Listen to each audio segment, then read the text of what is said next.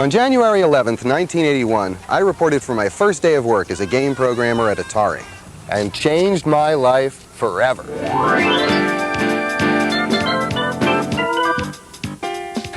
Back then, Atari was everywhere, and if you didn't have the games yourself, you certainly knew someone who did. I've read the books and stories about Atari, and they really aren't very accurate. Frankly, it made me sick. Atari was a truly amazing place to work, and an amazing story. So I got my friends together because we're the only ones who can tell you this story. We were there. The people you're going to see and hear from were actually there working at Atari making the games.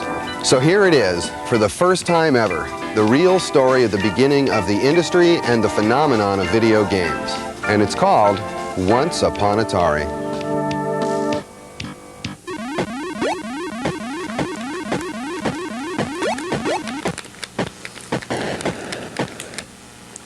Hello, and welcome to Once Upon Atari. I'd like to thank you for joining us. In this episode, we're going to talk about the agony and the ecstasy of developing games for the 2600, the Atari VCS. It was a process that was at many times painful, but definitely had its moments. This is the quote board. This is where we lay out the episodes. And as you can see, this episode is set up, laid out, and ready to go. So let's go. Back. Everybody gather round because it's time to tell you a story. Once upon Atari, it was the late 1970s. And video games were starting to get hot, and Atari had an ad in the paper. So of course I wanted to work there. So I applied for the job, and it turns out to be in the brand new consumer division.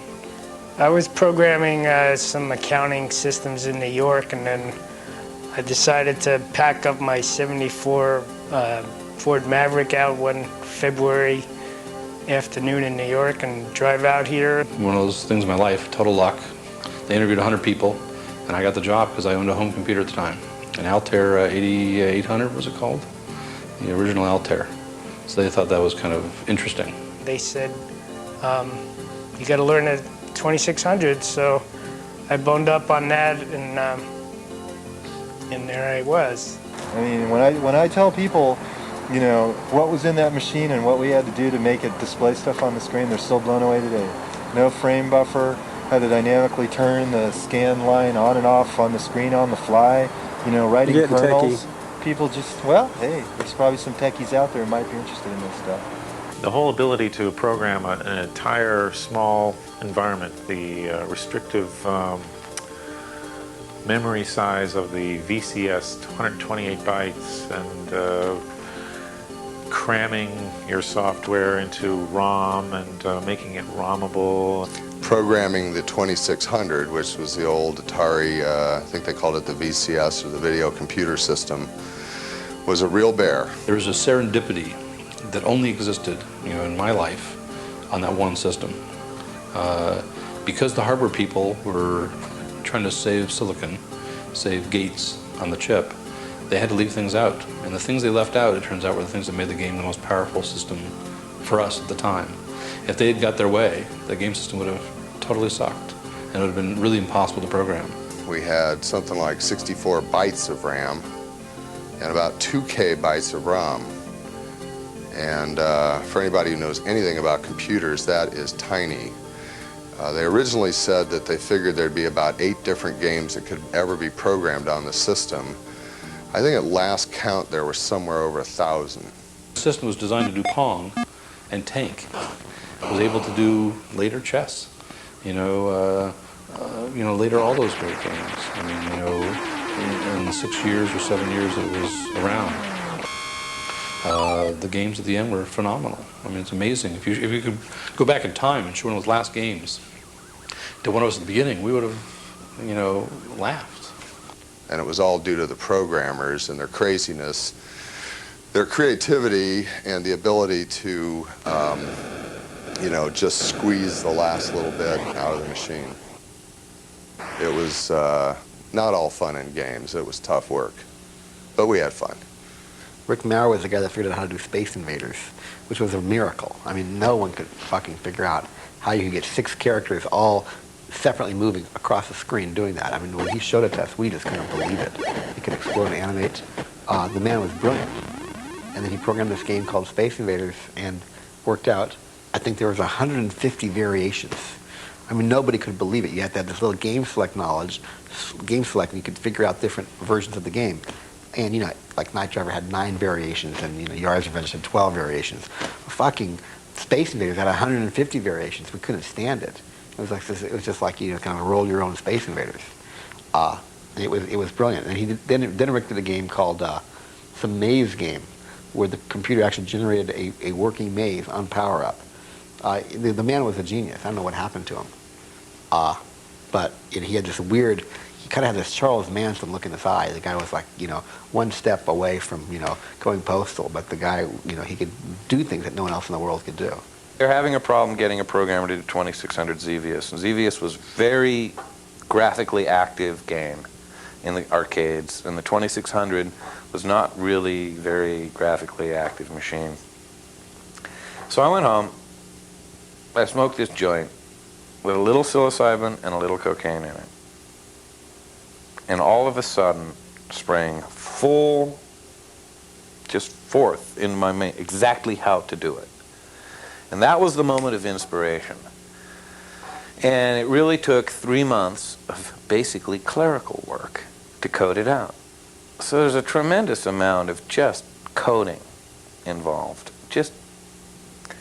But anyways. Carol Shaw and Carla Meninsky were the only 2 women I knew in the video game business. Carol was a downright genius. She was absolutely brilliant.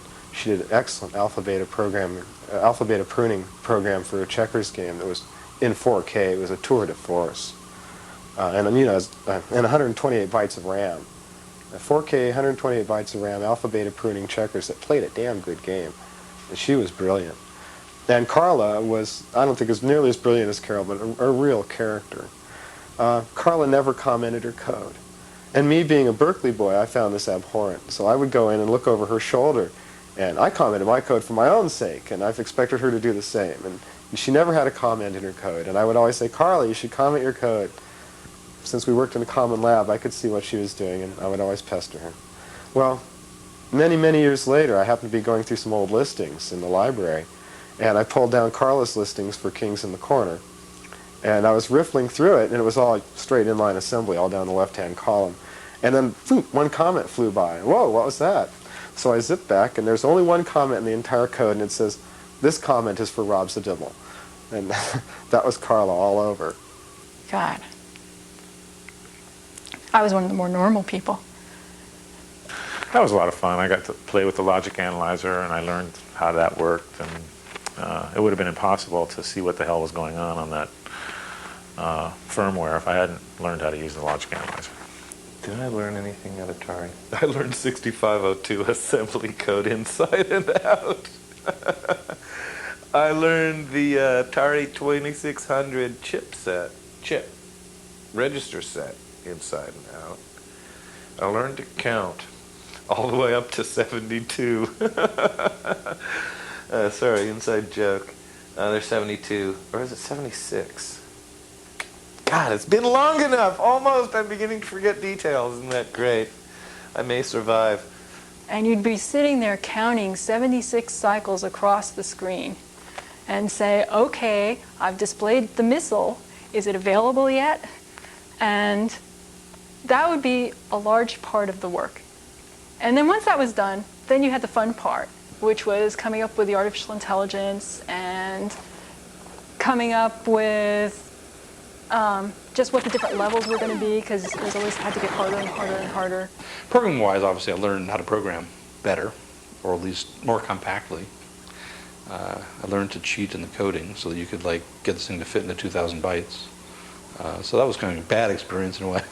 Bad habits. You learn to do too many bad things to code. I was able to do the full screen explosion and the ion zone in Yars' Revenge, which are both actually generated from the source code. Yars' Revenge, I believe, still stands as one of the only games in which the source code is displayed on screen. It's a counter-scrolling, randomized version of the code in the ion zone, and it's a very similar thing for the full screen explosion. So there's a case where I'm actually using the code in the cart as my graphics. And that's the kind of stuff you have to do. You'd have to use everything on hand. You have to take whatever resources you've got and just somehow tweak a little bit extra out of them, because there's always a cheaper way to do it. And boy, my goal in life was to find the cheaper way to do it and get the same graphic impact. And it was fun. These were the relatively early days of the video games industry. A lot of stuff hadn't been done yet. A lot of mistakes had not yet been made, and a lot of good ideas had not yet been found. Things were wide open. It was a new frontier, and we were pioneering the field of technotainment right from our keyboards. So you'd write your assembler code on this teletype, which was connected to this time-sharing service. It would assemble your code, and then you would download it over the modem to this development box, basically. And I think we used paper tape to save it. I think it was on the storage we had. First of all, you're the only person coding it. You were the only person, at least in the beginning, you were doing your own graphics, your own sound, your own everything. So you'd go off, and again, it was on this incredibly horrible machine to program for. So first you'd design what the visuals of the game would look like. And you try and figure out a way to make the machine do it. And that was actually a large portion of it. So it was very crude, but the result was, when you got your first thing on the screen, you're actually doing a game. It was totally awesome. I mean, it's like unbelievable. So I'm trying to, like I said, recapture that. It's hard. The best thing about it, I think, was the programming. The 2600, you can memorize the entire instruction set of the 6502, and you can memorize the entire register set of the chip, the Stella chip. And the result is you could basically program in your head, and you could do the entire game yourself. And we did. I tried to think in terms of subliminal signals. I tried to think of cues. I tried to think of ways that if you didn't have the graphic capability to display something else, if you didn't have the graphic capability to make something happen with the resources that you had, I figured you'd always use sounds to cue things. And I tried to make a game that seemed bigger and sounded bigger than yours or his. I looked at the Pac-Man and I said, what are the essential features of this? You got the little Pac-Man, you got the little ghosts, and you got the little dots, and you got the little maze. So I'll make a maze with the little dots and little ghosts and a little man. And then I'll do something with them very similar to what Pac-Man does. And I did. But he willingly took on the Pac-Man task and said that he would deliver the product for them. And he did it in 2K. Now, he went to them several times and said, look, if you would give me more memory, I could write a different kernel. A kernel was the fundamental element of the video driver that drove the screen. And Todd said that he could write a better kernel where the ghosts would not flicker, but management was adamant. It was going to be a 2K cartridge or nothing at all. So he went back and he made it in 2K, which was possible. But this was poorly received by the public. We have to be actually drawing the picture on the screen every frame. That 75% of your time is spent just keeping the picture up on the screen. You had to display a lot of objects on the screen in 76 cycles, which is only about 10 or 12 instructions. Well, there were some good moments in the hot tub, but probably my best moment was when I finished the football game for the Atari 5200. That was a real effort. It's probably the first time anybody had ever programmed that many independent artificial intelligent creatures interacting in real time with each other and conforming probably 95% to the rules of football. So I really saw that as a real crowning achievement. I think I did my very best piece of code in 84.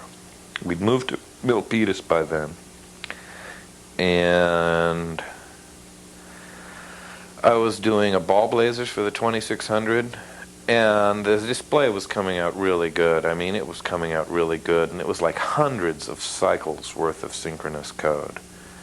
Hundreds of them. I mean, like the whole screen was synchronous, for God's sake. So it's like just sculpted. It was better than sculpted. It was like so carefully and meticulously put together. It was like I was getting really good at it by then. 5 years of this stuff.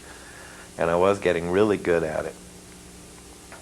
And I'd stopped working on full products pretty much and was just trying to get these like mind-numbing displays out. In terms of like Millipede, I think that there were some things in there that I did that no one else had done.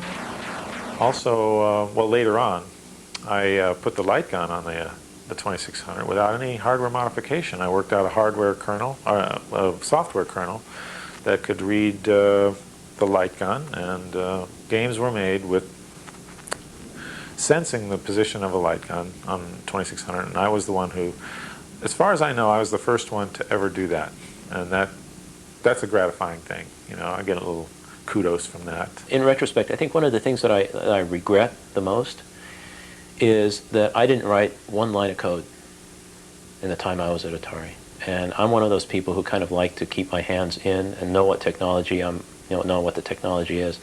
And I probably should have spent more time early, even though I found that I couldn't because of the other requirements on me. I just couldn't, I didn't get close enough to what the hardware was and what people were doing and what people were going through. And I probably should have done that and just gotten the experience that way.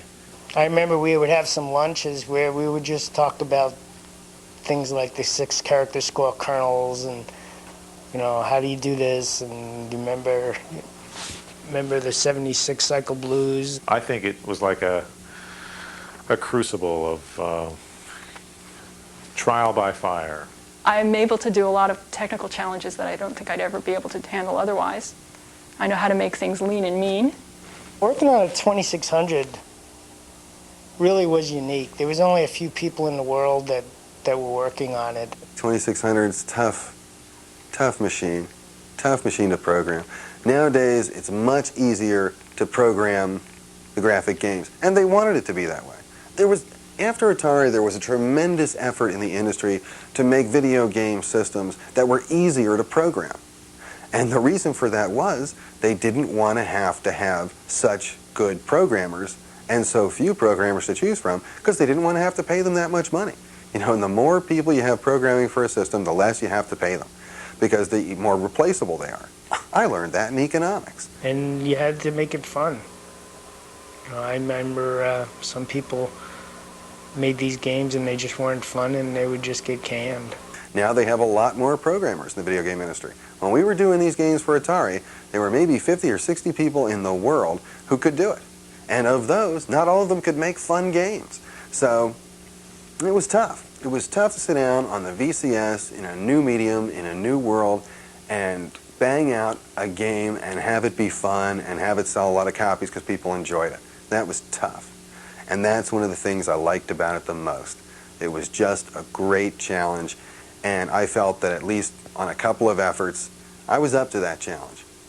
And I'm very proud of that. As well he should be.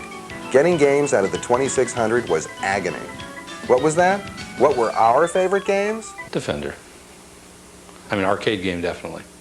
I own one. Unfortunately, it's broken. I've got to get it fixed. But definitely the best game of all time. Missile Command by Dave Toyer, that coin-operated game.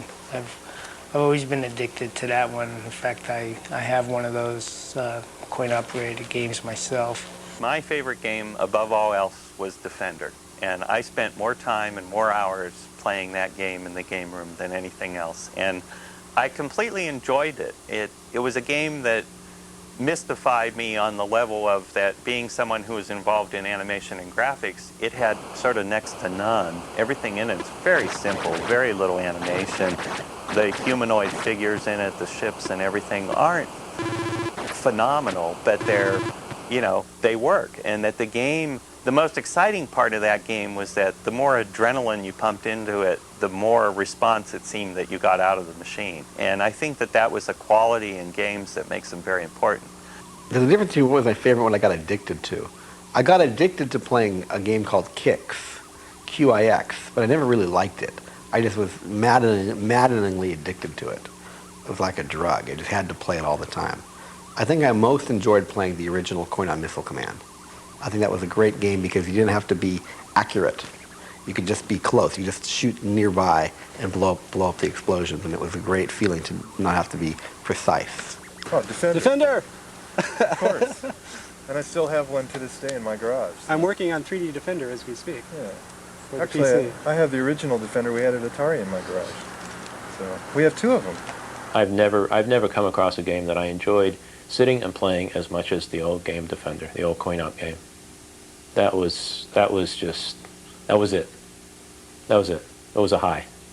It was just a quick high, and you played it. The intensity was there. The fun level was there. Defender, Eugene Jarvis, one of the great designers of all time. Eugene, why have you gone into marketing? I had 3 favorites, Defender, Robotron, and Millipede. And every day when I came into work, the first place I went was the game room. And I did not come out until I had over 100,000 on each. I called it my video triathlon, and no day started without it. So you've heard about the agony of programming the 2600. Now I'd like you to hear about the ecstasy.